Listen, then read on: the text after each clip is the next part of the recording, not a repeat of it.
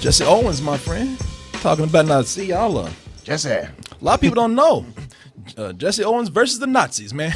This is not the Jesse Owens story. It's not about how little Jesse came out the vagina and just started running around the room and shit. It's just, this is a very specific time in Jesse Owens' life. As you all know, Jesse Owens, multi-record breaking track and field runner. And this is the story about how he went to the very controversial 1936 Olympics in Berlin and kind of changed things up there. And there's a lot to this story, not only about Jesse Owens, but it's also about the politics behind that period. And also, as you would guess, about how race relations were progressed just a little bit, just a smidgen, Martin. Now, the thing about, excuse me, so I can give Jesse Owens the proper respect here, Martin. Sure. We always talk about biopics. And how, biopics, unless it's something really cool, like maybe they're tapping into a part of history that is still fresh with people. Straight Outta Compton. Right. One of the first real proper hip-hop biopics out there. Yeah, I'd say that. Yeah, you got the MC Hammer story with Anthony Mackie. Are they coming out with that for real? You've never seen that? There's an MC Hammer story? Yeah. You've never seen that? Okay. We're going to get into that later. Okay. Fuck getting into that. We having a viewing party after this. I got to find out the origin of those pants, man. It's actually a good one. They actually talk about it in the movie. Really? Because I know that prior to the Hurt Locker, Anthony Mackie was one of those actors. All right, but we ain't getting into this shit. I got to stop. I'm not trying to get. You don't keep it until 2. I know. This brother will go off in tangents, man. I ain't trying to hurt you, brother. Actually, when I started, I was like, he's going to cut me off. Yeah, you knew. But here's the thing. Biopics, maybe they're told very artistically, and maybe that brings something new to it. Mm-hmm. But right here, this has, I'm not going to lie. Just straight out the bat, I'm going to tell you, this has the typical elements of a biopic that you would normally see in any other kind of run-of-the-mill biopic out there, especially for a sports one. Sure. For example, we have Jason Sudeikis in here. And Jason Sudeikis, he plays Larry Snyder. He's the coach that brought Jesse Owens into Ohio State University, and he's the one that encouraged him to go into the Olympics, even though there was a lot of conflict there, which I'll talk about in a little bit. But the thing about having Jason Sudeikis as, he plays the coach in these kind of things. He's losing all the time. People talking about his ass. He's walking down the courtyard and shit. Look at that motherfucking loser right there. And he's that grumpy guy because he's so dedicated to the sport. His wife left him. So almost every scene, he got that bottle in his hand. He's drinking. And they also got that scene where, he's just about to lose everything. And then he's going through a folder. And he's like, I've never heard of this black dude before. It's like, hey, we don't allow black people in here for this sport. At least not here. But if I bring him in here, it could change everything. Of course, when that happens, he has everything to lose, too. So you get the typical speech of, I'm going to be so hard on you. I'm going to be living you. You're going to serve me. Pretty much that master shit. Yeah. I mean, these are all the cliches that come in these sports biopics. Yeah. There's also the one where the coach has to teach the star athlete how to deal with opposition from the prejudice other athletes. All that shit. But this is the one pretty much where he says, listen, I don't really give a fuck about you. I just want you to win. Because if you don't, I'm going to kill myself because I ain't got nothing else left in life. Well, then for the next 28 months, you're either in a classroom or you're on that track every hour, every day. And I don't care about your grades. I really don't. I don't care if your buddies have a keg they need help with, and I certainly don't care if you got a girl at home rolling down her silk stockings with that look in her eye. Do we have an understanding? He's like, now, wait a minute, I ain't about to give up no ass. He looking at him like, now, you done gone too goddamn far. I love silk stockings. Yeah, I'm wearing them right now, motherfucker. What's wrong with them? The guy that's playing Jesse Owens, that's Stephan James. You might remember him from Selma. And I know you're going to make fun of me, but look, I'm sorry, before just a small period, I thought he was Kid Cudi in the movie. Selma. No. Yeah, I know. just for a brief moment. All black folk look alike to me. So, That's why we look so alike. Yeah, exactly. No, actually, you two do. Come on. But okay.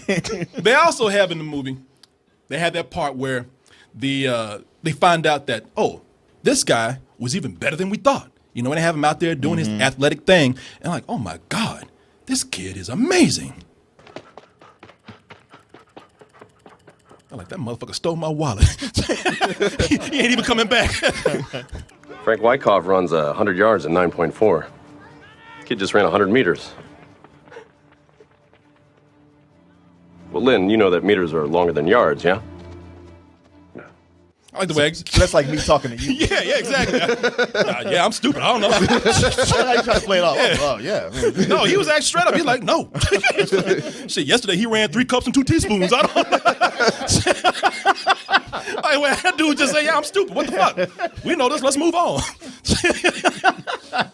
But the thing about it, after you get through with those 2 elements, at least for me, that's where the movie kind of departs from the structure of the typical biopic, especially the sports biopic, because it's not really all that much about Jesse Owens.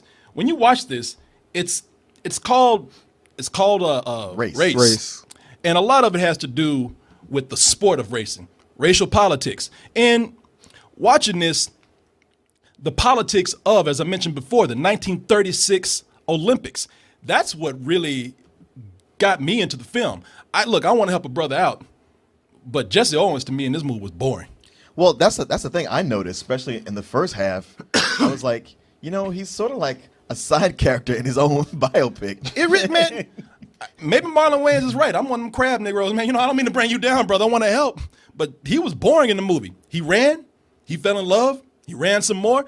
After that part, as far as his personal life, he's either not all that interesting in most of the film, or he plays a pawn in other people's special interest. Right. And which is cool. I mean, would I love for this to be a great story about Jesse Owens? Yeah, but it's not. Everything else around it is interesting. Like watching Jeremy Irons, who plays a builder in the movie. What do you remember the guy's name? You know what? I would have learned it, but I was like, well, Corey has notes. I'll wait for him to tell us. You don't have IMDb up there? Avery, I just didn't have it up yet. I'm scrolling through. He knows I try to push that shit up. And Martin, what was his name, man? Come on, Thumb.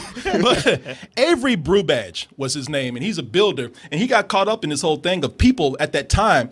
It was on the cusp of World War II. Germany was over there, and people had heard rumors. Nobody really knew, but they say, yeah, man, they scooping up Jews over there and putting them in camps and everything. And they were like, I don't know about all that. Let's not rush to conclusions. And some people said, well, just in case, we need to pull out of these games here to show that we're not part of that. But I like the way Jeremy Irons, and we're like, shit, there's a chance we make some money. Fuck them Jews. Because it also gives you perspective on some of the scandals that were about to take place around that time in that event also. I can urge each athlete to search their conscience, and I know a lot of people on the American and the international committees who feel the way I do. We'll send someone over there to find out. Keep them in line. Who do you have in mind? I propose Avery. He's like, the fuck you do? I wasn't even supposed to be here.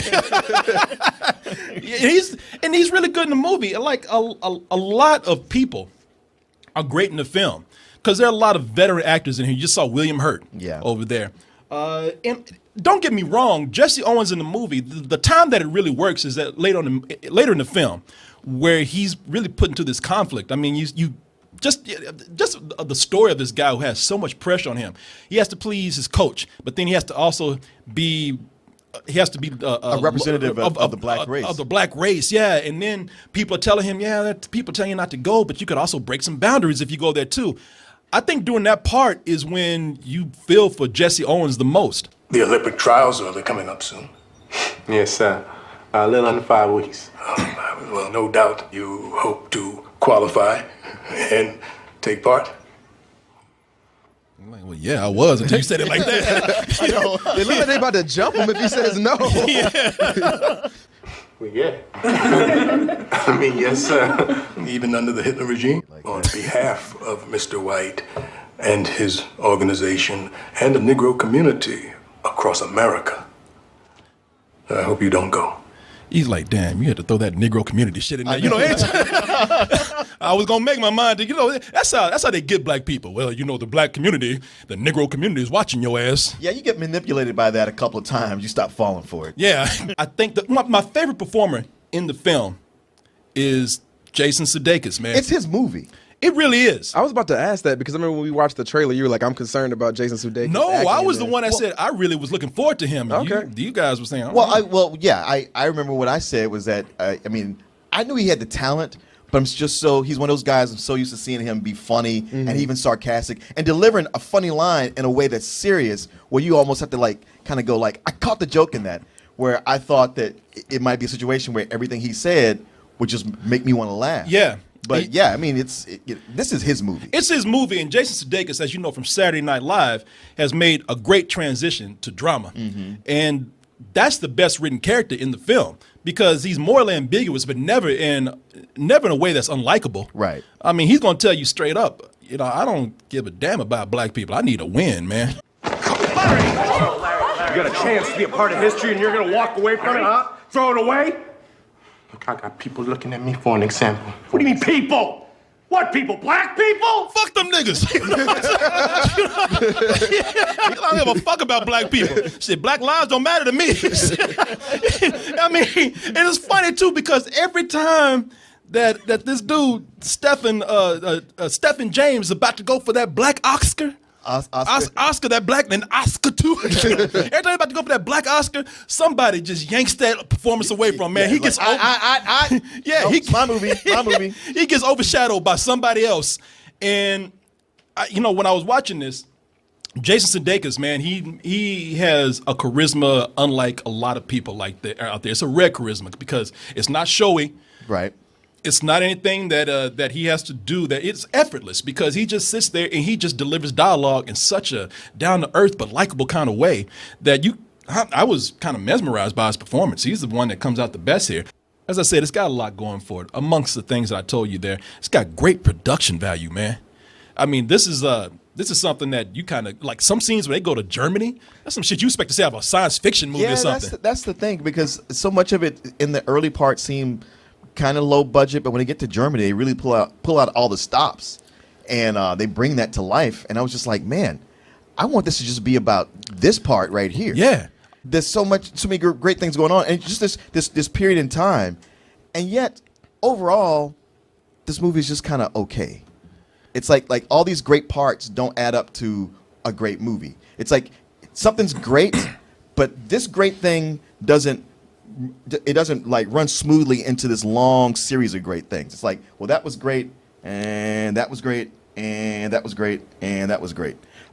There's a lot of moments between Jesse Owens and Jason Sudeikis' character where they have chemistry, but it's small moments. They have this here, but it's not consistent. And they waste a lot of time, like with Jesse Owens with his story, like with that girl that he was seeing for a while. Like when it was all said and done, I was like, that added nothing to this. I think it did. There's a part in the movie where Jesse Owens, they want to show how flawed the character is. And I see what you're saying. I don't have any clips of it. There's nothing that you will see here. And I don't even want it to be a spoiler for people. But, somebody get a little fame, somebody get a little money, sure. They want to start fucking around a little bit, And Jesse Owens, they want to show that, hey, he wasn't such a good guy like the press was portraying him, or like history portrays him. They want to show that he had his flaws too, he has temptations. So that's what biopics do. Even that, while I understand, I get that that's typical too. Yeah, I mean, it pushes the movie to, a little over 2 hours when it didn't need to be, unless they'd spent more time focusing on, Nazi Germany and just how much this was leading into World War II, and really, like, in the end, the epilogue, where they tell you about what happens to Jesse, his life after this. Yeah, I'm like, man, a lot of that should have been on film and not just written on the screen. Like they ran out of money. Important. Yeah. Well, we'll wait for part 2, man.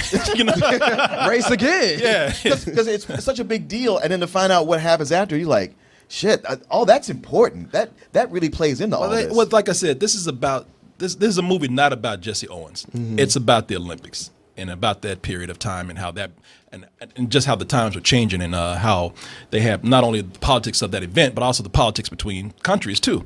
I'm gonna tell you something. Martin is a little upset because Martin, if he's not feeling, he don't like for something to go 1 minute over 2 hours. Because the movie he's like, Martin walked out, he's like, God damn, that was over 2 hours long. I was like, well, man, it's just 2 hours and 5 minutes. It's over 2 hours, ain't it? That's like, shit. That was just the credits, man. Hey, ain't nothing wrong with a movie being an hour and 45 minutes. Shit, I mean, 2 of them were taken up by you just walking out. I'm like, God damn, bro, it's going to be all right. Anybody who's going there, I mean, not everything has to be, some big, lofty, hefty film. Some things can just be enjoyed, and they can still be a full-price film. And that's what this was for me. It's like, you want to call it light full price? That's what I think. I was thoroughly entertained by it. Okay. Well, fuck you, D. Okay, well then we don't agree. And I have to give it a matinee just because like I said, it couldn't stay consistent. And so much of the first half of it, it really did feel like it was trying to go for what 42 did, what 42 made seemed easy. And it just only in the second half when it got historical, when I was like, okay, now it's setting itself apart, and I wish it could have been more of this. Tell you what, Martin, say what you will, but it's the closest thing that we'll get to a Holocaust movie starring a black man. So That's true. That's true. They didn't find a way to mix the two. Broke some ground right there, brother.